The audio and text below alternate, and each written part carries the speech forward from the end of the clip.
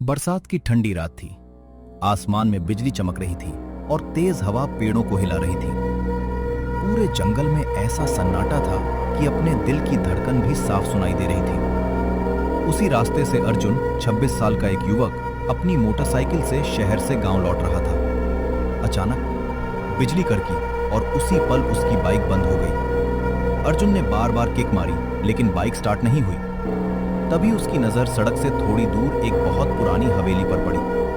हवेली की टूटी खिड़की में एक पीली रोशनी टिमटिमा रही थी। इस जंगल में इतनी रात को उस हवेली में रोशनी कैसे जल रही है? तेज हवा के साथ किसी औरत के रोने की आवाज उसके कानों तक पहुंची। औरत की आवाज। बचाओ! अर्जुन के शरीर में सिहरन दौड़ गई। डर के बावजूद अर्जुन धीरे धीरे हवेली के पास पहुंचा। दरवाजा अपने आप खुल गया। अंदर चारों तरफ धूल, जाले और टूटे हुए फर्नीचर पड़े थे। ऐसा लग रहा था जैसे कई सालों से यहां कोई नहीं आया। तभी ऊपर से कदमों की आवाज आने लगी। कौन है? अगर कोई है तो सामने आओ। कोई जवाब नहीं आया, लेकिन कदमों की आवाज और तेज हो गई। अचानक सीढ़ियों पर सफेद साड़ी पहने एक औरत दिखाई दी। उसके लंबे बाल पूरे चेहरे को ढके हुए थे। वो धीरे धीरे अर्जुन की ओर बढ़ रही थी। अर्जुन डर के मारे पीछे हटने लगा।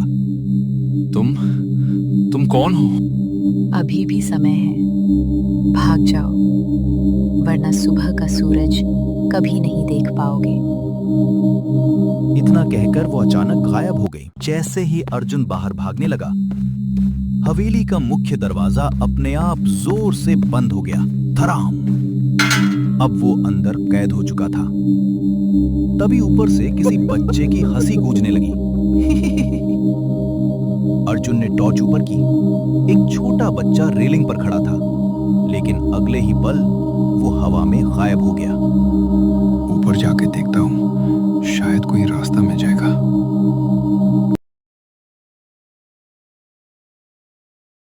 अर्जुन ने हिम्मत जुटाई और ऊपर की मंजिल पर पहुंचा। वहां एक पुराना कमरा था। कमरे के बीचों बीच एक लकड़ी का संदूक रखा था।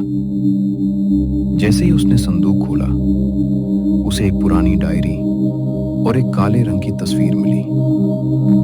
तस्वीर में वही हवेली थी, लेकिन सबसे डरावनी बात यह थी, तस्वीर में अर्जुन भी खड़ा था, जबकि वो इस हवेली में पहली बार आया था। अर्जुन के हाथ कांपने लगे। उसी समय उसके पीछे से किसी ने फुसफुसाकर कहा, तुम्हारा इंतजार 20 साल से था।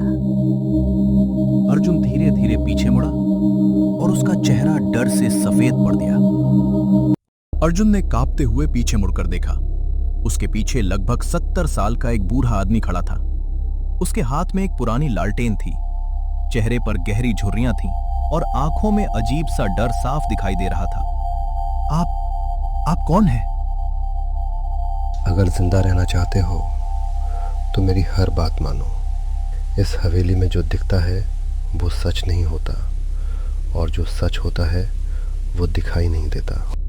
मुझे यहाँ से बाहर निकलना है। अब देर हो चुकी है, उसने तुम्हें चुन लिया है। इतना कहते ही बूढ़ा आदमी अंधेरे में गायब हो गया। अर्जुन ने संदूक से मिली डायरी खोली। पहले पन्ने पर लिखा था, जो भी इस हवेली में आधी रात के बाद आता है वो सुबह तक जिंदा नहीं बचता। अगले पन्ने पर लिखा था, 20 साल पहले एक लालची जमींदार ने इसी हवेली में एक विधवा और उसके छोटे बेटे को जिंदा जला दिया था। तभी से उनकी आत्माएं बदला ले रही हैं। अर्जुन के माथे पर पसीना छलक आया। तभी डायरी के आखिरी पन्ने पर लाल रंग से एक नया वाक्य अपने आप उभरने लगा। अगला नाम अर्जुन। हवेली का लंबा गलियारा अचानक धुंध से भर गया। अर्जुन धीरे धीरे आगे बढ़ा। तभी उसे लगा कि कोई उसके पीछे चल रहा है। ठक ठक ठक। वो रुका। आवाज भी रुक गई। वो चला। आवाज फिर शुरू हो गई। कौन है? सामने आओ। अचानक पूरे गलियारे में एक औरत की तेज हंसी गूंज उठी। टॉर्च की रोशनी में वही सफेद साड़ी वाली औरत दिखाई दी। इस बार उसका चेहरा पूरी तरह जला हुआ था। अर्जुन भागते भागते एक पुराने पूजा कक्ष में पहुंचा। कमरे में टूटी हुई मूर्तियां और बुझा हुआ दीपक रखा था।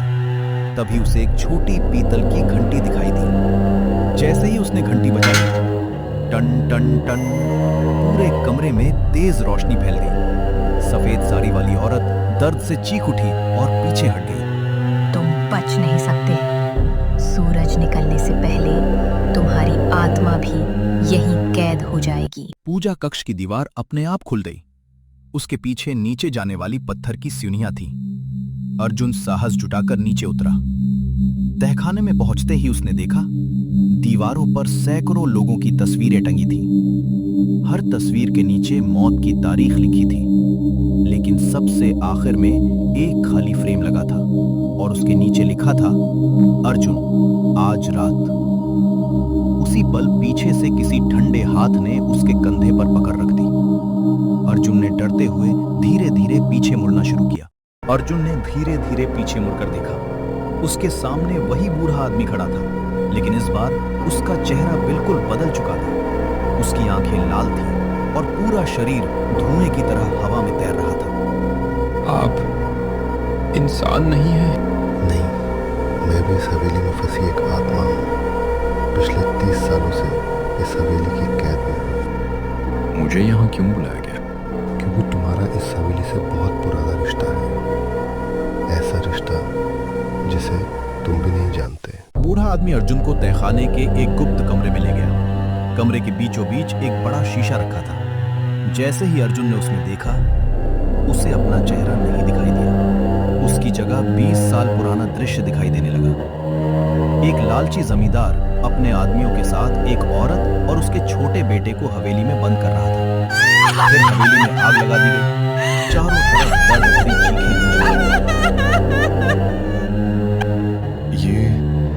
ये सब मेरे सामने क्यों दिख रहा है? क्योंकि उस जमींदार का खून आज भी तुम्हारी रगों में बह रहा है। अर्जुन के पैरों तले जमीन खिसक गई। अचानक पूरी हवेली जोर जोर से कांपने लगी। दीवारों से काला धुआं निकलने लगा।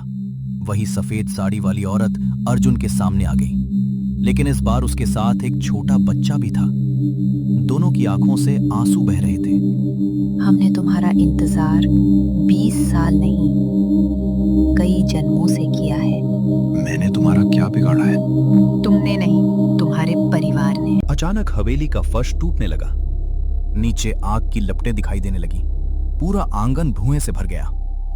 बच्चे की आत्मा अर्जुन के सामने आई। अगर सच में अपने परिवार के पाप का अंत चाहते हो, तो हवेली के मंदिर में रखी पवित्र घंटी बजाओ। क्या इससे तुम सब आजाद हो जाओगे? अर्जुन कुछ पल चुप रहा, फिर उसने हिम्मत से सिर हिला दिया। अर्जुन तेजी से मंदिर की ओर भागा, लेकिन उसके पीछे काली परछाइयां दौड़ रही थीं। हर तरफ डरावनी चीखें गूंज रही थीं। जैसे ही अर्जुन ने मंदिर का दरवाजा खोला, उसने देखा बीचों बीच वही प्राचीन घंटी रखी थी। वो घंटी की ओर बढ़ा ही था कि एक भयानक काली आत्मा उसके सामने आकर खड़ी हो गई। उसकी आंखें अंगारों की तरह जल रही थीं। उसने गरज कर कहा, अगर ये घंटी बजाई तो मेरा अंत हो जाएगा, लेकिन तुम्हारी जिंदगी भी यहीं खत्म हो जाएगी।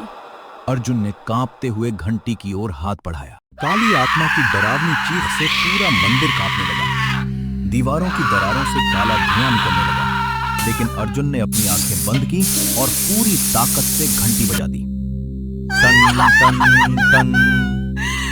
घंटी की आवाज पूरे जंगल में गूंज उठी। अचानक मंदिर के चारों ओर तेज सुनहरी रोशनी फैल गई। काली आत्मा दर्द से चीखने लगी। नहीं, ये नहीं हो सकता। आज तुम्हारे आतंक का अंत होगा। घंटी की आवाज के साथ हवेली की हर दीवार टूटने लगी। सफेद साड़ी वाली औरत और उसका छोटा बेटा मुस्कुराने लगे। उनके शरीर से काली परछाइयां निकलकर राख बन गई। धन्यवाद, आज हमें वर्षों बाद मुक्ति मिली है। अब इस हवेली में कभी कोई नहीं मरेगा। दोनों धीरे धीरे रोशनी में विलीन हो गए। अर्जुन किसी तरह टूटती हुई हवेली से बाहर भागा। जैसे ही वो बाहर पहुंचा, पूरी हवेली जोरदार आवाज के साथ ढह गई। फूल का बड़ा गुबार आसमान में फैल गया। कुछ देर बाद सब शांत हो गया।